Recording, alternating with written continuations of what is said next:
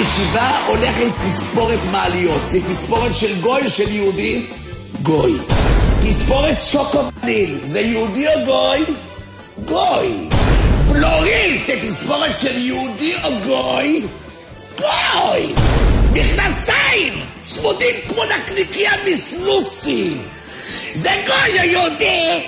זה גוי. שתי מקלות של מטאטא של סנוקר הולכות. אתה גנב! אתה גנב! מה יש לך? למה את בוכה? אין לי מושג. אני לא יודע. אוי, מה יש לך?